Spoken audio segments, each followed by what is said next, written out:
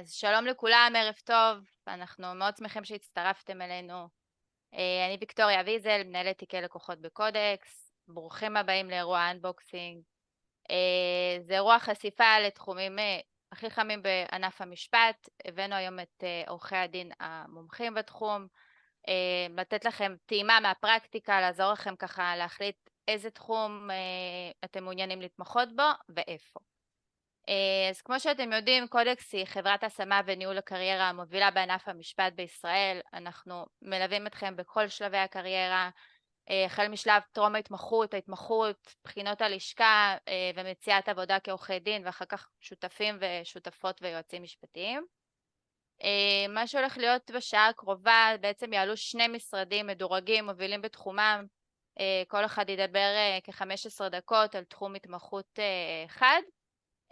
יענה לכם על שאלות בסוף כל הרצאה. כל שאלה שיש לכם תכתבו אותה בצ'אט, אנחנו נבחר כמה שאלות נבחרות ונעלה אותן בסוף ההרצאה. בעוד כשבוע ייפתחו המשרות לכל המשתתפים של הוובינר, שלח קישור להגשה למשרות ההתמחות במשרדים שמשתתפים היום. אני מקווה שתהנו ותבחרו נכון. אני רוצה להזמין עכשיו את עורכת הדין נועה מילשטיין, שותפה בכירה במחלקת ליטיגציה ממשרד חדד רוט שנהר ושות'. נועה. שלום, שלום לכם. לא רואה אף אחד, אבל אני מקווה שרואים ושומעים. כולם פה. כן, פשוט לא לראות את הסטודנטים, זה נורא מוזר, אבל אני נאמין לכם. טוב, אז אני אספר קצת על המשרד, אני מניחה שלא כולם יודעים ומכירים. עשיתי מצגת, ננסה לעשות את זה יחד עם המצגת. ואני אשמח שתשאלו מתי שנוח לכם. שוב, ויקי מנהלת את זה אז אני לא מתערבת, ואני אשמח לענות על השאלות. זה נכון שאני גם יודעת שפרסמו לכם את זה, שהנושא הוא צווארון לבן, אבל אני רציתי להרחיב את זה ולדבר על משהו שהוא קצת יותר רחב, כי אני חושבת שככה המשרד שלנו מתנהל, שאנחנו לא רואים את עצמנו כמשרד צווארון לבן, או שיש התמחות שהיא צווארון לבן. ההתמחות אצלנו היא ליטיגציה, ובגלל זה כולנו עושים, גם המתמחים עושים הכל, ממנהלי, מסחרי, צווארון לבן, בוררויות, הכל מהכל, ולכן הדרך שבה אני אציג את הדברים היא לא דרך הצווארון הלבן. אני כן אדבר על זה, אבל היא דרך האופן שבו אנחנו מנהלים ומנהלים את התיקים שלנו, כי לדעתי היתרון במשרד שלנו, ויש משרדים אחרים שעושים את אותו דבר, הוא השילוב הזה בין כל סוגי הליטיגציה, ובכלל בין המחלקות השונות במשרד. אני אציג בקצרה את המשרד ואחר כך נדבר על דברים אחרים. רגע, אני כישלון טוב, בסדר. פשוט הבאנר של השאר סקרין באמצע המצגת, אבל אני אסתדר, אני אמציא תחכלים. המשרד שלנו הוא יחסית משרד צעיר, 5 שנים משרד. אנחנו השותפים הם יוצאי משרד ביינוט, השותפים עמית ואריאל שהקימו את המשרד. גם אני זכיתי והייתי שם עורכת דין שכירה, היום אני שותפה במשרד, שותפה במחלקת ליטיגציה במשרד החדש. המשרד שלנו יש בו שורה ארוכה של מחלקות, ליטיגציה מסחרית, משפט מנהלי, צווארון לבן, נדל"ן, ייעוץ מסחרי, עמותות ומלכ"רים. יש לנו מחלקה מאוד מאוד גדולה, נזיקים, לשון הרע, שאורי שנהר, אני לא יודעת מי מכם עושה, יודע או מכיר, אבל את הטקסטבוק של לשון הרע אורי שנהר כתב, הוא כותב עכשיו את מהדורת המשך, ניהול משברים וכולי. זה המשרד שלנו. אני מניחה שיותר מוכר ושומעים יותר על הצווארון הלבן, כי פשוט הדברים הם יותר יוצאים והם יותר תקשורתיים, ראש הממשלה כמובן, שרים, חברי כנסת, ראשי הערים וכולי. אבל אנחנו עושים הכל מהכל, כולל חברות, כולל אנשי עסקים, חוזים, כל סוג וסוג. זה הפורטה שלנו. רק אני אראה לכם את השותפים שלנו, אני יודעת, זה בוודאי מעניין אתכם. לגבי ההתמחות אצלנו, אנחנו מחפשים מתמחים למחלקת ליטיגציה. המחלקה הכי עמוסה ופעילה שלנו. אנחנו עובדים במשהו בין שיטת הצמדה לפול, כי בסוף כן יש צוותים שלכל צוות יש מתמחה, אבל אנחנו כן נותנים הזדמנות וגם למתמחים שלנו לעבוד עם הרבה מאוד עורכי דין והרבה מאוד תיקים, ככה לנו יוצא לעבוד ולהכשיר את המתמחים בכל מיני סוגים של עבודה, וגם המתמחים זוכים לחוויות ולהתנסות בכמה שיותר סגנונות עבודה ושיטות עבודה וסוגים של תיקים. נופר שיושבת פה ואף אחד לא רואה אותה למשל, ואמרתי שאני אביף אותה, אז הבטחתי ואני אקיים, והיא תכף גם תגיד שלום. היא נגיד עכשיו סיימה חצי שנה של התמחות, היא עובדת איתי בצמוד, אבל כן יוצא לה לעבוד גם עם עורכי דין אחרים ולחוות עורכי דין ושיטות וניסיון וכו', והיא גם עושה תיקים מכל הסוגים, שבעיניי זה, אני חושבת שזה הכי כיף, או היתרון הכי גדול במשרד שלנו, והוא היתרון הכי גדול גם בהתמחות. היא מתחילה את היום בתיק צווארון לבן, אולי התיק הכי גדול במדינה, ממשיכה בתביעה נגזרת, עוברת אחר כך לייצוגית, מסיימת הייצוגית, עכשיו היא כותבת כתב הגנה בתביעה קטנה שקשורה לדיני חוזים, ואת כל הדברים האלה היא עושה תוך כדי, וגילויי מסמכים בתביעת ביטוח ענקית, ואת כל זה היא עושה ומלווה ומסייעת, והיא חלק בלתי נפרד מכל התיקים האלה, באמת. שוב, אם היא לא מכחישה, אז זה סימן שאני אומרת דברים נכונים, אין לה ברירה, היא לא יכולה להכחיש, אבל בסדר. וזה בעיניי היתרון, זה קצת מלחיץ, אני חושבת שזה מחייב מתמחים ובכלל עורכי דין שהם מוכנים לעבוד מאוד קשה, כי לעשות מעבר מפתאום להבין את הדינים ואת סדרי הדין בתביעות נגזרות, ואחר כך ללכת ולעבור לסדרי דין ולטענות בצווארון לבן, ואחר כך לקפוץ בכלל לתביעה רגילה מסחרית, וכל הדברים האלה מחייבים אותך להכיר הרבה מאוד סוגים של עבודה ושל הלכות ושל שיטות פעולה, ולעבוד פעם אחת מול המדינה ופעם אחת מול משרדי ענק והמשרדים הכי טובים בארץ, ואת כל הדברים האלה צריך לעשות, וכשאתה מתמחה זה עוד יותר מלחיץ, כי אתה בכלל לא יודע אפילו להגיש בנט וצריך ללמוד הכל מהכל, זה מצריך איזשהו חוסן ואיזושהי חריצות מסוימת וסקרנות, אבל מי שיש לו את כל התכונות האלה, והנה אני גם לא רק אפדח אותה, אני גם אגיד דברים טובים, אז כשזה עובד, אז זה עובד מצוין, ואני חושבת שאז החוויה היא הכי מעניינת ומאתגרת שיכולה להיות. אנחנו עובדים הרבה מאוד שעות, והמתמחים עובדים איתנו, מה שכן, אני חושבת שאנחנו נותנים דוגמה טובה, ולא חושבת שהמתמחים שלי עובדים יותר שעות ממני, אז לפחות זה לא, אין איזו תחושה שהמתמחים תוכנים ועושים את העבודות השחורות, ועורכי הדין והשותפים הולכים לא יודעת מה זה נחשב מוקדם, 4 או 5, כולם עובדים פה מאוד קשה בשעות ארוכות, ואנחנו משתדלים לעשות את זה בדרך הכי נעימה ומאתגרת, וללמד תוך כדי וללמוד גם תוך כדי, ואנחנו כל הזמן עושים את זה בשיתוף פעולה. קצת על צווארון לבן, כי הבנתי עשיתי הפוך, צווארון לבן, כי הבנתי שזה נושא שלא דיברתם עליו, או שזה פחות משהו שיש הרבה משרדים שעושים את זה, זה באמת יחסית נישה שלא כל המשרדים עושים, גם המשרדים הכי גדולים לא תמיד יש להם מחלקות צווארון לבן. שוב, אנחנו כתפיסת עולם, אני לא רואה הבדל בין צווארון לבן לבין עבירות פליליות אחרות, לבין בכלל ליטיגציה. בעיניי המיומנות והיכולת שלומדים אותה היא הליטיגציה, איך להציג טיעון, איך להעביר מסר, איך לנתח תיק, איך לעבוד, אבל כן בסוף זה נכון שיש דינים שונים וכולי. צווארון לבן, אני מניחה שכולם יודעים, מכירים, עבירות מס, עבירות הלבנת, שוחד, הפרת אמונים, עבירות קבלת דבר במרמה, זיוף, כל העבירות האלה, העבירות היותר כלכליות, הן עבירות צווארון לבן. אנחנו יוצא לנו באמת במשרד ללוות לא מעט תיקים מהסוג הזה. שוב אמרתי, אז כמובן ראש הממשלה, את התיק שלו אנחנו מייצגים אותו כבר משלב החקירה, היום בבית המשפט, בדיוק הגעתי והספקתי להגיע אליכם וזה משמח אותי מדיון, שרים, חברי כנסת, ראשי ערים, אנחנו מייצגים את ראש עיריית חדרה, הוא כבר לא ראש עיריית חדרה, היו בחירות לפני שבוע-שבועיים, אנשי עסקים וכולי, זה מה שאנחנו עושים, זה מה ששוב, זה מה שבעיקר בולט, אבל אנחנו עושים באמת הכל מהכל.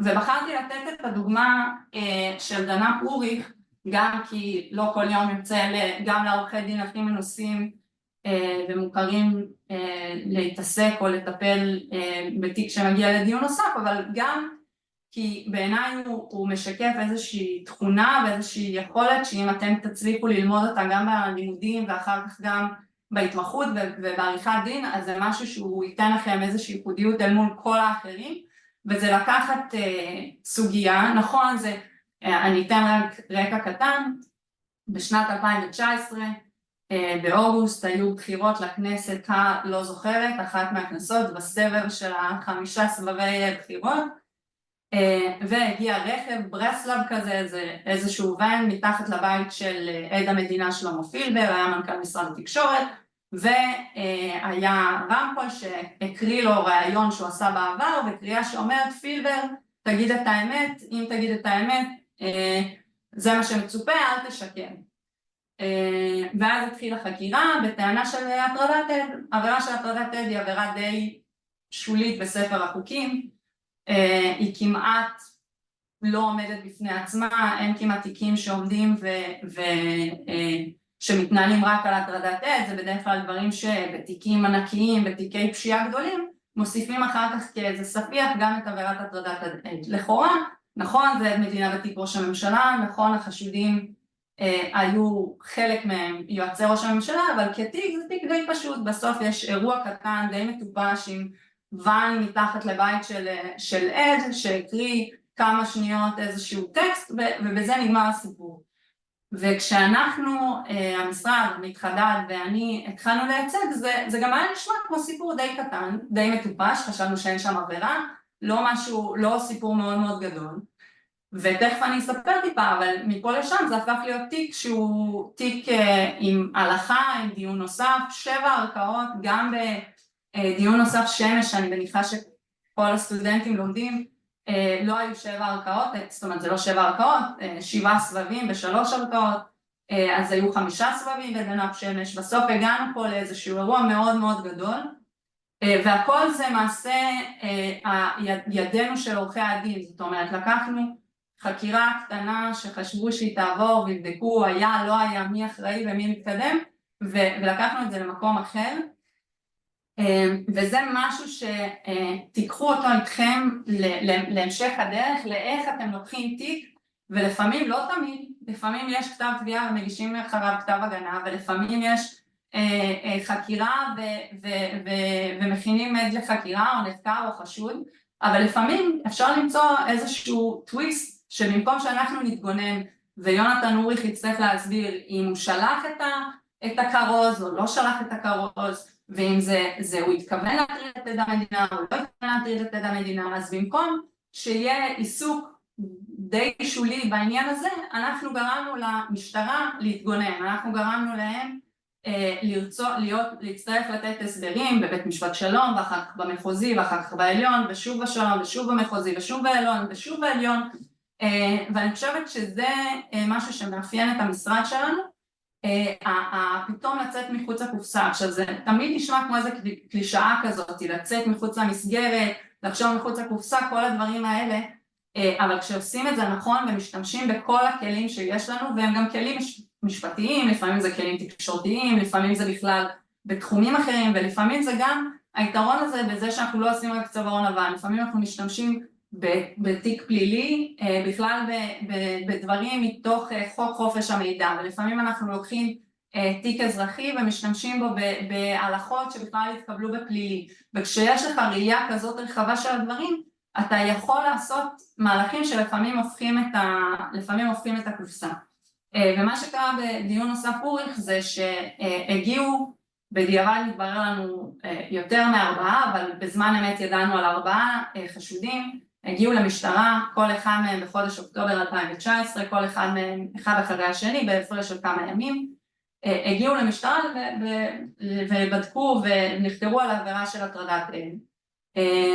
והמשטרה, בלי צו חיפוש, ביקשה מהם, כל אחד מהם בנפרד לפתוח את הטלפונים שלהם הניידים, ולעשות חיפוש, זה נקרא חיפוש ידני תוך כדי החקירה, בלי צו ובלי מה שנקרא הסכמה מדעת, לא אמרו להם שיש להם זכות לסרב ושאם הם יסרבו זה לא ישמש כנגדם, וחיפשו ומצאו כל מיני תכתובות שלשיטת המשטרה קשורות לעבירה או לעבירה הנחקרת. וכשאנחנו גילינו את זה, הבנו שיש להם בעיה, כי בלי צו שיפוטי, סעיף החוק מחייב צו שיפוטי כדי לערוך, נלך כבר לסעיף 23, מדבר על צו שיפוטי כדי לחדור לטלפון או למחשב, חומר מחשב שהוא גם טלפון, כמובן שלא היה צו, זאת אומרת אין מחלוקת על זה, לא הייתה הסכמה מדעת, ומה שהמשטרה רצתה לעשות, או מה שהפרקליטות למעשה רצתה לעשות, זה להוציא צו בדיעבד, שיבוא ועכשיו יחדרו שוב לטלפון, ואנחנו טענו שהחדירה הנוספת הזאת היא צו הלבנה, מנסים להלבין את החומרים הלא חוקיים, ובאמת זה היה אירוע מאוד חדשני, כי בסוף אף פעם לא באו וטענו שבעקבות פגמים שהיו אי אפשר להוציא צו חדש, ובאמת כשהגענו לבית משפט השלום, בית משפט אמר, והוא אמר את זה בצורה מפורשת, נפלו פגמים, היו בעיות, ולמרות זאת הוא הוציא צו חיפוש לכל 4 טלפונים שהתבקשו.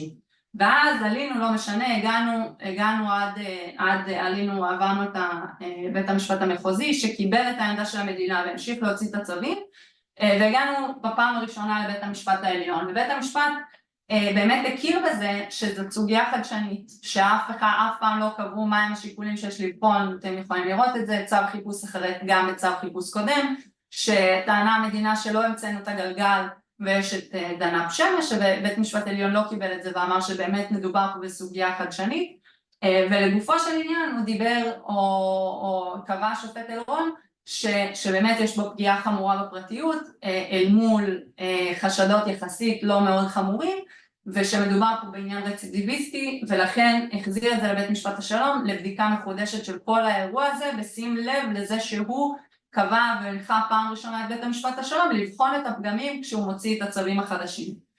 שוב, אתם לומדים מספיק בחיים האלה, כדי שאני לא אלאה אתכם גם עכשיו בהרצאה, אבל בגדול, שוב בית משפט שלום בדק את הדברים, דווקא בית משפט השלום קיבל את העמדה שלנו והוציא רק צו אחד מבין 4, בית משפט המחוזי שוב דחה אותנו והגענו פעם נוספת לבית המשפט העליון,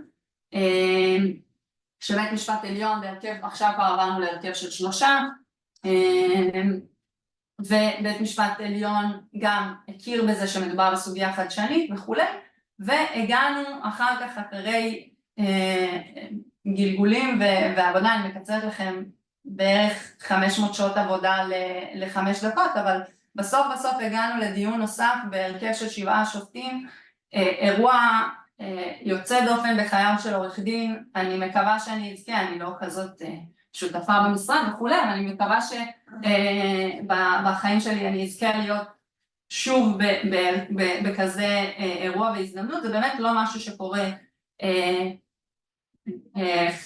לא יודעת כל חודש או כל שנה, ובאמת זה היה אירוע מאוד מיוחד, ומה שאני רוצה גם לשתף ולספר זה שאנחנו לא עשינו את זה לבד, היה לנו צוות, עמית חדד כמובן הוביל את זה ואני הייתי לצידו, והיה לנו בצוות גם מתמחים שעבדו מאוד מאוד קשה. בדיון נוסף כזה הגשנו למיטב זיכרוני בקשה שהייתה בערך 70 עמודים עם משפט משווה, בדיוק בגלל מה שהשופט אלרון אמר שזה לא נידון בעבר וזו סוגיה חדשנית, ועשינו עבודה מאוד מאוד קשה עם משפט משווה מחול, מארצות הברית ומבריטניה, וניסינו להראות את הדברים ולהראות את העבודה, ובשביל העבודה המאוד קשה הזאת המתמחה שלי בזמנו היה חלק בלתי נפרד מההכנות, והייתה עוד עורכת דין וכולי, עשינו את זה בצוות מאוד מאוד גדול. אני חושבת שזה אירוע מיוחד ויוצא דופן, אבל שאפשר לקחת אותו וללמוד ממנו גם בדברים הכי קטנים, גם בתיקים קטנים, לצאת רגע מהקונספציה או מאיזו מחשבה שיש קבילות לראיות או שיש הכל, תמיד לפקפק. משהו שאני למדתי בעבודה הזאת זה תמיד לפקפק, תמיד לחשוב רגע, נכון שבדרך כלל אם יש צו חיפוש אז הכל תקין, אבל לא, אולי הצו כבר מומש, אולי יש לו בעיה אחרת. כל פעם לנסות לבדוק אם אנחנו יכולים לאתגר את הצד השני. כשאתה מאתגר את הצד השני, כשאתה גורם לו לחשוב ושאתה גורם לו להבין שבודקים אותו בכל פסיק ובכל טאג ובכל מסמך, יש בזה משהו שגורם לכל האירוע הזה להיות יותר מורכב ולהוביל אותנו למקומות שהם הרבה יותר טובים עבור הלקוחות שלנו, עבור התיקים, עבור הטענות שלנו.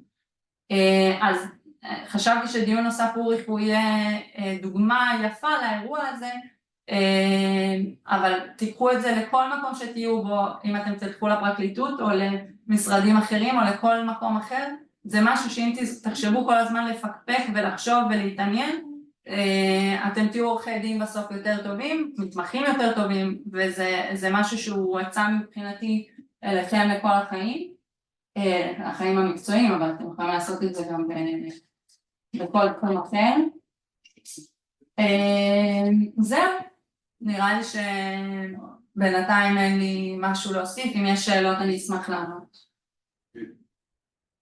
תודה רבה לנועה, בהחלט נשמע תחום מאוד מאוד מרתק, בטח במציאות של חיינו במדינה הזו. נשלחו אלינו האמת כמה שאלות, והייתי שמחה אם תוכלי לחדד, כי ציינת באמת שאתם מתעסקים בליטיגציה, צווארון לבן אבל ליטיגציה, מה בעצם זה אומר בפועל ברמת היום-יום מבחינת המתמחים, כי כששומעים ליטיגציה מדמיינים שכל היום נמצאים בבית משפט, לפעמים זה כך, לפעמים זה לא, אז נשמח ליותר הסברים.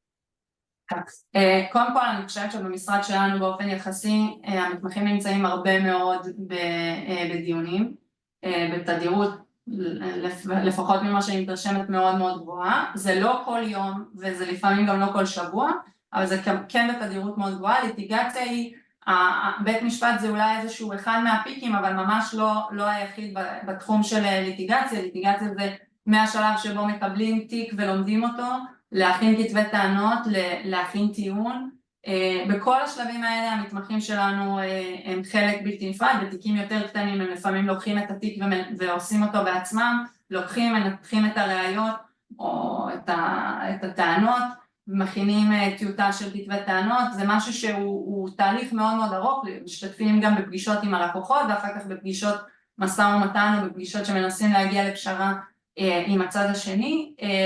מה שליטיגציה אני יכולה להגיד עליה זה שמאוד מגוון, ושאתה בכלל לא יודע, אתה מתכנן ביום שלך, הוא מתחיל ואתה חושב טוב היום אני אעשה שעתיים ראשונות אני אפתור כתב הגנה, בשלוש שעות שאחר כך אני אעשה גילוי מסמכים, בערב אני אתכונן לדיון של המחרת, ובערך בשעה 9 אתה מבין שכל היום בכלל ייראה אחרת לגמרי ופתאום מקפיצים אותך לדיון מעצר, או שפתאום יש לקוח חדש דחוף דחוף דחוף, חייב משהו דחוף, ולפעמים זה גם לא דחוף אבל מבחינתו זה כל העולם שלו.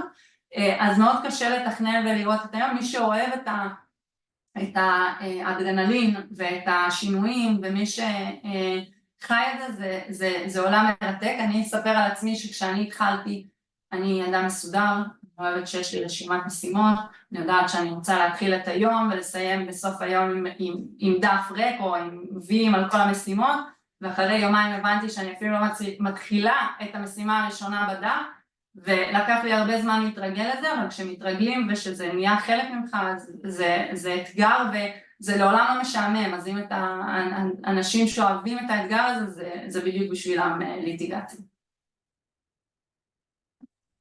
מעולה, תודה רבה. וככה ממש לסיום, אולי כמה טיפים או קצת הסבר לסטודנטים שממש עוד רגע נמצאים ברעיונות, לאיזה תכונות או איזה דברים אתם מחפשים לראות בהם כדי לדעת שהם באמת מתאימים לכם? אז אני אתן טיפ אחד שהוא לא ממש מה ששאל, ובכל זאת כי כל פעם שאני פוגשת סטודנט זה קורה, מלחיצים אותם נורא נורא נורא לפני השבוע הרעיונות, גם אתם, פרודקס, וגם האוניברסיטאות, והם מגיעים בלחץ אטומי ואומרים להם איך להתלבש ואיך להיראות ועל מה לדבר, וכל הדברים האלה הם נכונים והם חשובים, אבל בסוף כשאנשים הם מי שהם וכשהם רגועים והם יציגו את עצמם בצורה הכי קרובה למציאות, זה הטיפ שלי בכלל לשבוע הרעיונות. ולמתמחה א', התמחות זה אירוע קשה, כי אתה כבר לא אדון לעצמך, אתה צריך להיות תלוי וכפוף בעורכי הדין שאתה עובד איתם, ובלוז שלהם, וברצונות שלהם, ובשיטות עבודה שלהם, ולי קשה אימיילים, ואני מעדיפה וואטסאפים, אבל המתמחה אוהב לשלוח מיילים, אז כל אחד אתה צריך להתאים את עצמך לדברים, אבל כן מה שאני חושבת זה מתמחה שיבלוט, זה מתמחה שיעמוד על דעתו, למרות כל הלחץ מסביב, למרות שהוא חי עם עורכי דין ועובד עם עורכי דין מאוד דעתניים ומאוד מנוסים, וכאלה שכבר חוו וראו הרבה מתמחים, אבל המתמחה יבוא ויעמוד על דעתו, כשהוא יודע על מה הוא מדבר, אחרי שהוא עושה את העבודה והוא מכיר את הנושא, אז הוא יבלוט מעל כל המתמחים האחרים או מעל כל הסטודנטים האחרים, והוא יהיה משהו ייחודי.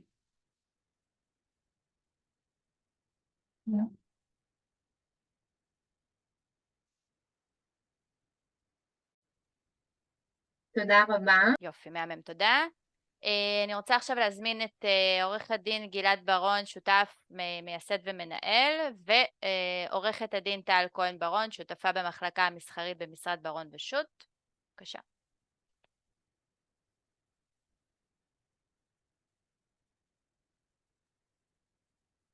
טוב, ערב טוב לכולם. קודם כל, תודה על הזמן. ננסה ככה כמה זמן יש לנו? חצי שעה? חצי שעה. חצי שעה. לתת לכם איזושהי טעימה מתייחס למשרד שלנו ולהחלטה שאתם עומדים בפניה. אז קודם כל, אני עורך דין גלעד ברון, נמצאת איתנו טל כהן ברון, שותפה אצלנו במחלקה המסחרית, שהצטרפה אלינו, וראובן ישראלי, שהוא סמנכ"ל פיתוח ארגוני והון אנושי אצלנו במשרד. לגבי המשרד עצמו, המשרד קיים, אני עורך דין כבר כ-30 שנה, אני הייתי שמח להתחלק עם כל אחד ואחד מכם בשלב שנמצא כרגע בקריירה, אבל לצערי הטכנולוגיה עוד לא שם. המשרד מונה כ-20 עורכי דין, ואנחנו מנסים להגדיר את עצמנו כמשרד שמתנהל בצורה טיפה שונה מרוב המשרדים שאתם תפגשו. המשרד, כמו שאמרתי, 20 עורכי דין, סך הכל כ-25 אנשי צוות. אנחנו מגדירים את עצמנו כמשרד בוטיק, לא כפונקציה של גודל. וכששואלים אותי למה הכוונה, אני נותן דוגמה שהיא דוגמה פשוטה, אבל היא ממחישה את זה הכי טוב. לא כל מלון קטן הוא מלון בוטיק. כשנכנסים למלון בוטיק, חוויית המשתמש היא שונה לחלוטין. מהכל. מהמראה שלו, דרך איכות השירות שלו, דרך הירידה לפרטים ודרך חוויית המשתמש. אנחנו מקפידים על זה, משקיעים בזה הרבה מאוד אנרגיה, ובאמת מקווים שאנחנו מצליחים לייצר את התכונה הזאת, ההרגשה הזו, לא רק כלפי חוץ וכלפי הלקוחות, אלא לא פחות חשוב בתוך המשרד, גם מבחינה מקצועית וגם מבחינת התמהיל האנושי בתוך אנשי הצוות. אנחנו נמצאים במשרד רוב שעות היום, בטח השעות שאנחנו ערים בהן, וישנה חשיבות מאוד למערכת היחסים. אני חושב שאצלנו במשרד, קודם כל אין דיסטנס, כולם באותו מעמד, כולם עושים הכל. תכף ניגע במתמחים ואיך הם לוקחים חלק בתקופה שהם מצטרפים אלינו. ראובן, שהוא עוסק בתחום פיתוח ארגוני והון אנושי, הוא רק דוגמה לסיגמנט אחד ללמה אנחנו רואים את הדברים שונה. כי כשאתם תפגשו משרדים, אז נדירים המשרדים בגודל של 20 עורכי דין, שבכלל מחזיקים פונקציה של סמנכ"ל פיתוח ארגוני והון אנושי בתוך המשרד, אבל זה רק חלק מהדברים שאנחנו נותנים עליהם את הדגש. ישנה הצוות שנמצא אצלנו במשרד, גם צוות עורכי הדין, אנשים שאיתנו הרבה מאוד שנים. מנהלת המשרד נמצאת איתי מהיום שהשתחררה מהצבא, כבר 25 שנה. שותפות אצלנו במחלקת המקרקעין, אצלנו כבר 15-17 שנה. כלומר, אנחנו מצליחים באמת לייצר איזושהי הרגשת שייכות, גם ברמה של החברית והאישית וגם ברמה המקצועית. מבחינת הראייה של התחום, קודם כל אני אישית סבור שבחרתם תחום מדהים. כמו שאמרה נועה, אני סבור שתחום עריכת הדין הוא תחום מדהים, הוא תחום מהמם, זה מקצוע מרתק למי שאוהב אותו, למי שמבין לאן הוא הולך ומה המסע שהוא עושה. יש להם הרבה מאוד עורכי דין שרוצים להיות אנשי עסקים, יזמים, מתווכים. אנחנו לא מאמינים בזה, למרות שיש לנו ראייה מאוד עסקית, מאוד כלכלית בגלל תחומי ההתמחות. אנחנו מאמינים במתן שירות עסקי משפטי טהור, ולא מחליפים צד עם הלקוח בעניין הזה. המחלקות שבמשרד. בעיקרון במשרד יש לנו 4 מחלקות, 2 מחלקות גדולות, דומיננטיות, מדורגות כחלק מהמחלקות המובילות בתחום. אחת מהן עוסקת בתחום ליווי עסקאות במקרקעין, שאני אדבר עליה טיפה בהמשך, והשנייה מחלקה שאנחנו מכנים מחלקה פיסקלית.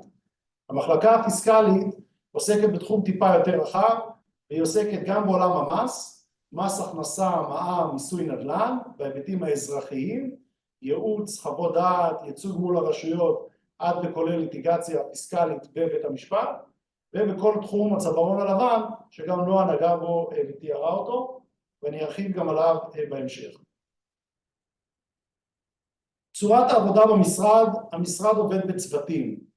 כמעט כל התיקים הם תיקים שעובדים בצוותים. צוות זה אומר שבכל הצוותים האלה יהיה עורך דין בכיר או שותף, לצידו עורך דין, עורכת דין צעירים יותר, מתמחים ככל שהתיק מכיל את זה.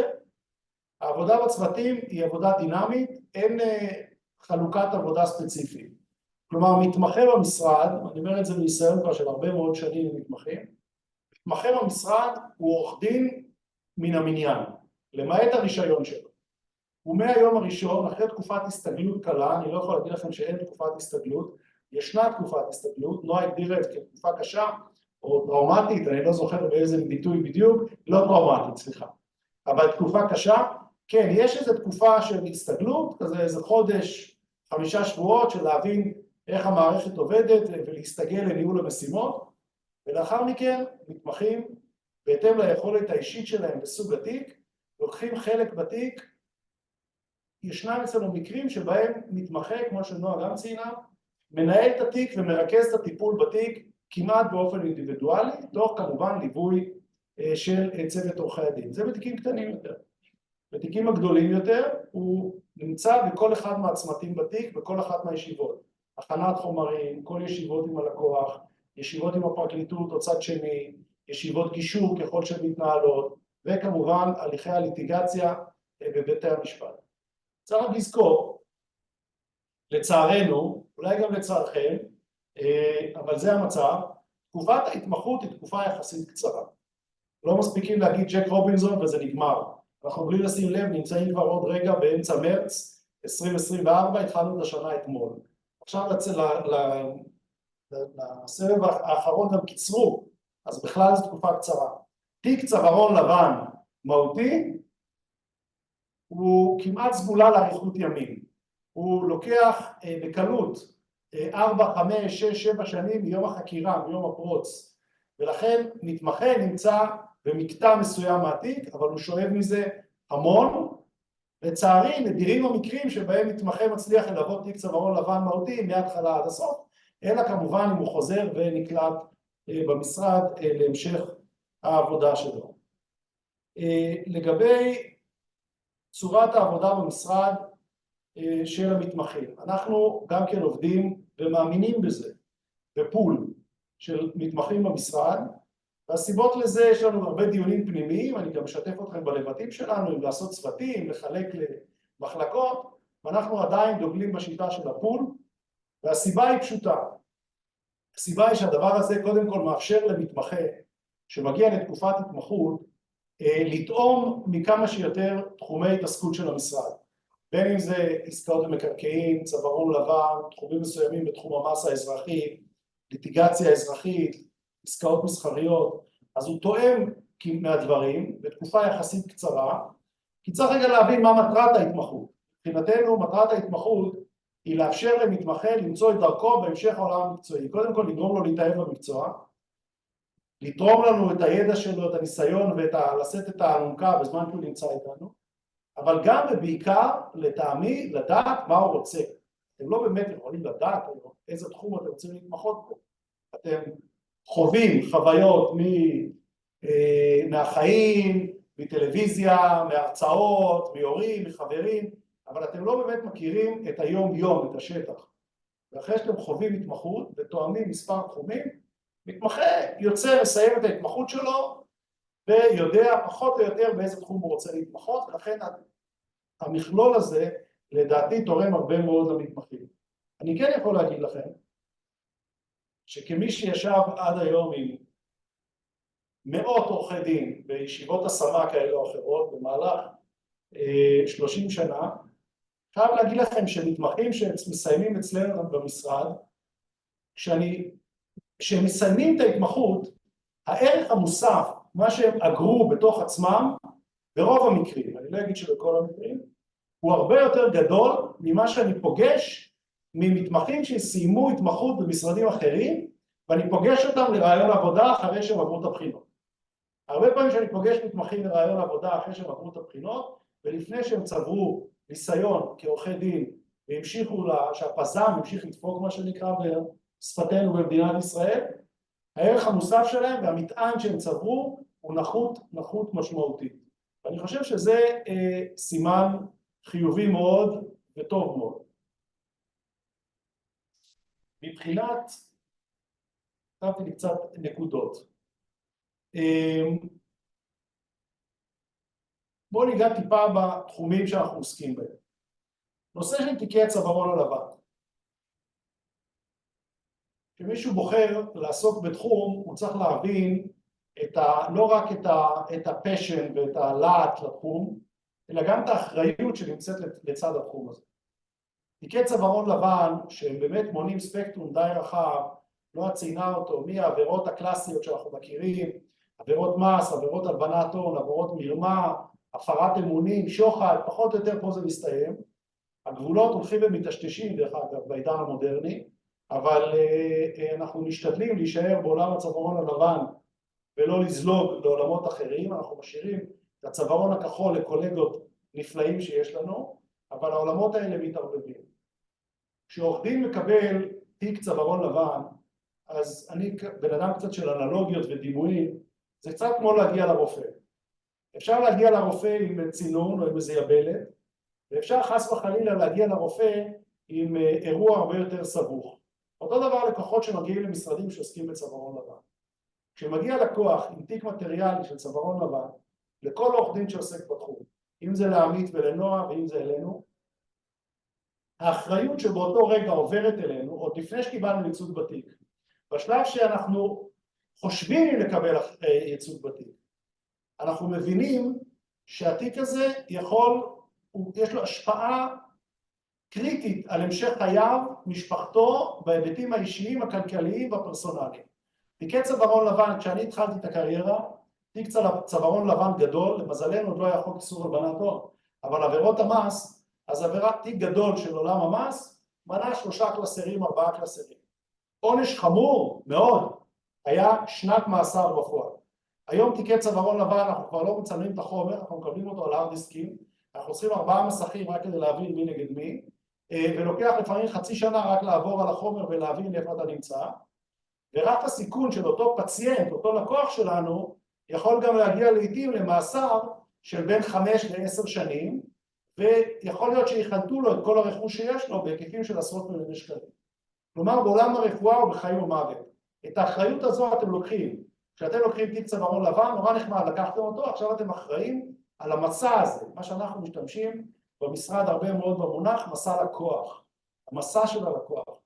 אנחנו צריכים לקבל עם הדבר הזה מה קורה לנו בתיק צווארון לבן.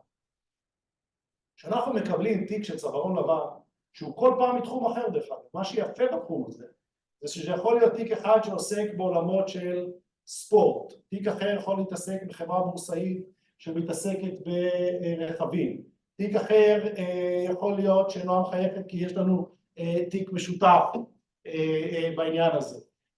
כל פעם אתה לומד עולם, ואת העולם הזה אתה צריך להכיר, אתה צריך ללמוד את התחום, כדי להבין איפה, כי זה עולם חדש, של תחום חדש, למדת את התחום, עכשיו קיבלת את החומר, התיק נמצא אחרי שלב החקירה, אנחנו לא באמת צריכים שופט. לא באמת צריך שופט. כשאתה מקבל תיק, יש חומר ראיות, יש את עולם המשפט, את מה שאתם כבר מכירים גם מהלימודים, עכשיו אם אתה לוקח ואתה משלב את שני העולמות האלה, אתה אתה שם את שני הצילומי הרנטגן האלה, נמשיך עם הדימויים שלי, אז אתה מקבל תמונה ברורה מה יש לאותו פציינט, איפה השבר, מה הטיפול ומה הסיכויי ההחלמה שלו. אז זה דורש לפעמים עבודה מאומצת, בתיק גדול זה יכול לקחת גם שנה דרך אגב, לכתוב את הדוח הזה. ברגע שכתבנו את הדוח הזה, מה אנחנו יודעים? אנחנו בעצם יודעים לשבת עם הלקוח ולהגיד לו, תראה, זה תיק שאפשר לזכות אותך. תיקים אחרים אפשר לצמצם, להקטין את גודל הנזק. תיקים אחרים בונים אסטרטגיה של מתי ניכנס למשא ומתן. ואז מגיעים לשלב מאוד קריטי, של לדעת בעצם האם באמת ממשיכים עם התיק לנהל אותו בבית משפט. הכי קל זה לתת לתיק להתנהל. כי זה בעצם מין סירה כזו שיושבת על הנהר ועם הזרם. יש לנו מעצרים, אחרי המעצרים יש לנו כמה שנים של שקט עד שהתיק מבשיל, ואז מקבלים הודעת שימוע, שהפרקליטות מזמינה אותנו בעצם לקבל חומר ולנסות לשכנע את מי שהחליט להעמיד אותנו לדין שהוא טועה. כמה שזה נשמע ביזארי, לפעמים מצליחים, וגומרים את התיק בשלב השימוע, ואם לא, מוגש כתב אישום ומתחילים הליך בבית המשפט. החוכמה, אצלנו לפחות, בתפיסה שלנו, היא לא לתת לתיק להתנהל, אלא לנהל אותו, ולראות מתי נכון לעצור אותו. עכשיו, אם רוצים עוד לזקק את זה עוד יותר, לטעמי לפחות, אחת המשימות הכי קשות של סנגור בתחום הצווארון הלבן, בפרט, היא לשבת מול לקוח ולהגיד לו שההסדר שמוצע ושאליו הגענו הוא ההחלטה הכי נכונה בשביל. אני ב-30 שנה עוד לא פגשתי לקוח בתיק מטריאלי שהגיע אליי לפגישה כזו ואמר לי, עורך דין ברון, הגעת אליי ביום הדין, אני בדיוק תכננתי להסכים עכשיו ללכת לשבת שנתיים בבית סוהר. זה ממש מתאים לי לתוכניות שלי. בתחום הצווארון הלבן, דרך אגב, זה לא קיים. דרך אגב, בעולם הצווארון הכחול, ההתנהגות היא שונה, ולפעמים זה יותר קל, לפחות ממה שאני שומע מקולגות. זה חלק מתוכנית. בעולם הצווארון הלבן, שאתה בא לתלוש בן אדם מהסביבה הנורמטיבית שלו, ואתה צריך להגיד לו, תראה, זו ההחלטה הכי נכונה שאתה תקבל. הדחף שלו הוא לא שם, הדחף שלו קודם כל הוא לדחות את הקץ. 2, לא תנהל את התיק. בואו ננהל אותו 5 שנים. ואתה יודע, בחלק מהתיקים, שזו החלטה לא נכונה מבחינת הלקוח. ושבסופו של דבר התוצאה הנכונה היא לגמור את התיק כאן ועכשיו, כי זה השלב שבו אנחנו בתוצאה האופטימלית בגרף שלנו. זו צומת שמגיעה אחרי הרבה מאוד לבטים, זה לא ישנים בלילה. אתה הולך לישון, אתה שם את הראש על הכרית, ואתה מבין את המשמעויות ואת ההשלכות. ואתה ישן עם הלקוח, ואתה ישן עם המשפחה שלו, ואתה מבין את ההשלכות, ולעיתים ההשלכות הן גם, יש להן אפטר שוק. אמרה נועה, האנשים שאנחנו מייצגים זה אנשים או שהם חיים תחת רגולציה, וגם אם פתרת להם את התיק הפלילי, לפעמים זה יוצר להם בעיה אחרת, כי יש להם עכשיו הרשעה בעבירה מסוימת, והם חל עליהם חוק חובת מכרזים, או משתתפים במכרזים של רשויות כאלה או אחרות. יכולה להיות להם בעיה בעבירות הלבנת הון של המשך ניהול חשבונות בנק. ואז בכלל יש דברים אחרים שמשפיעים על ההחלטה שלך. דרך אגב, בדיוק כמו פציינט שיושב בטיפול נמרץ, שיושב הרופא וצוות הרופאים, ואחד אומר, תשמע, אני בבעיה, את הריאות יודע לפתור, אבל יכול להיות שזה ייצר קריסת מערכות במקום אחר. וצריך לראות את כל התמונה המלאה הזו. ולכן לטעמי, עולם הצווארון הלבן, למי שאוהב אותו, עולם מרתק. טיפה איזושהי אמרה בעולם הקפיטליסטי, כי רוב עורכי הדין שפגשתי הם סוציאליסטים קטנים מאוד. עולם הצווארון הלבן, יש, אני לא אגיד מעט, אבל עולם עריכת הדין בחלקו הגדול הוא קומודיטי. יש הרבה מאוד עורכי דין, ותחרות זה דבר נפלא, וזה בסדר, אבל שעוסקים בהרבה מאוד תחומים, לטעמי לפחות, ואני עוסק בחלקם. עורכי דין שעוסקים במקרקעין יש מאות או אלפים. רובם יודעים לתת את השירות פחות או יותר באותה רמה, בטח בעסקאות נפוצות. כשלקוח צריך לבחור עורך דין בתחום הצווארון הלבן, זה שוב כמו לבחור מנתח מומחה לניתוח שאתה יודע שמסכן את חייך. ולכן הוא ילך והוא יישב עם נועה, והוא יישב עם גלעד, והוא יישב עם עוד 2-3, והוא יקבל החלטה מי המנתח שלו ומי הולך להיות הסנגור שלו, שהוא יפקיד את התיק הזה בידיו. ולכן לא רק שהתחום הוא מרתק, אלא גם ברמה הכלכלית, בואו נגדיר את זה ככה, הוא תחום שמציף ערך מוסף, כי אנשים מוכנים ומבינים שנכון להשקיע, גם זה דרך אגב עולם שקשה להסביר, גם מתמחים חווים את זה גם, הם שותפים לשיחות האלה, ולקוחות מה המשמעויות הכלכליות של לנהל תיק כזה. המשמעויות של לנהל תיק צווארון לבן כבד הן אדירות מבחינת ההשלכה שלהם, ופה גם יש איזה ערך מוסף, אם מישהו באמת הולך לקריירה בתחום, אז שיש לו גם אופק כלכלי בתחום עולם הצווארון הלבן.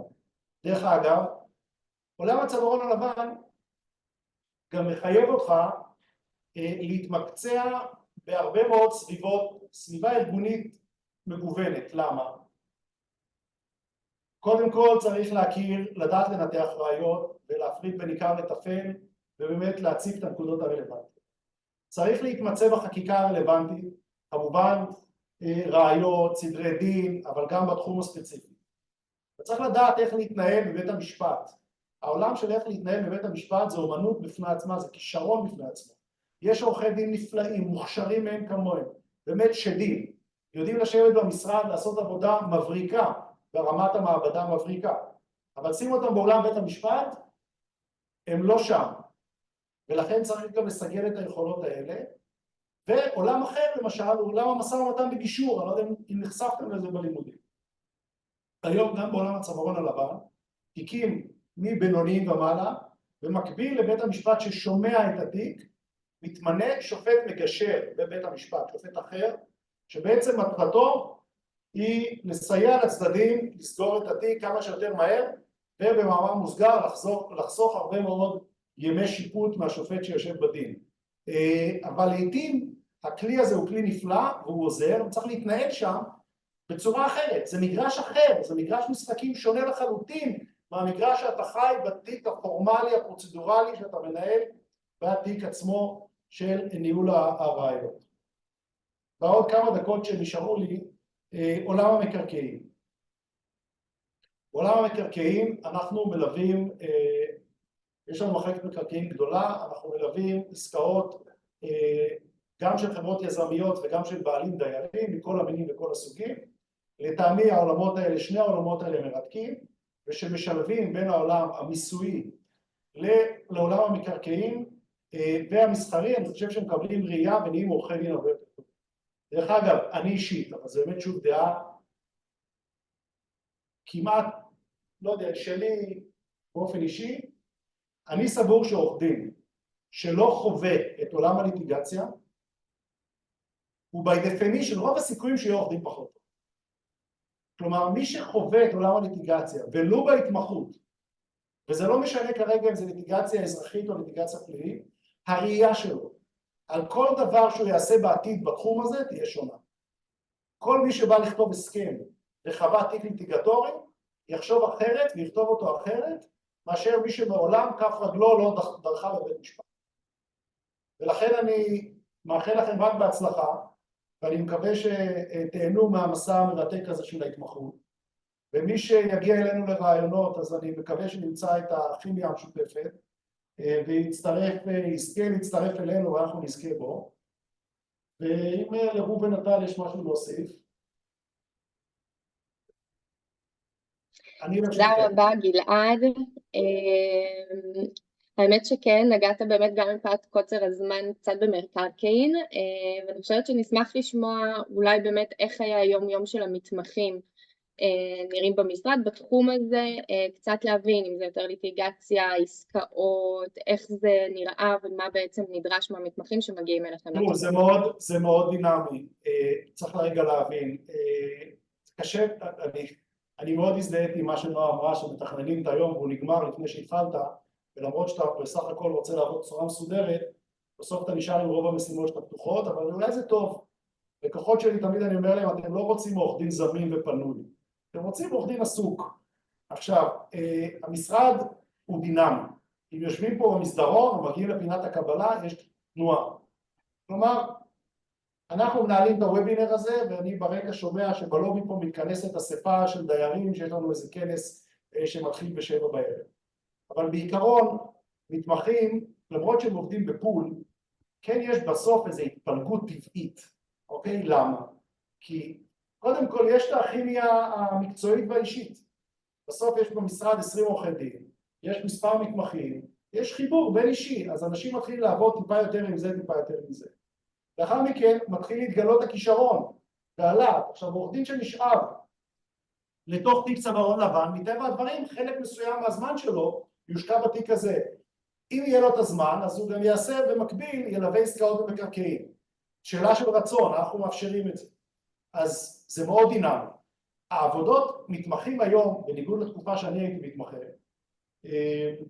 אז היינו מבלים הרבה מאוד ללכת לבית משפט, הגשות, ללכת לטאבו, היום זה לא קיים.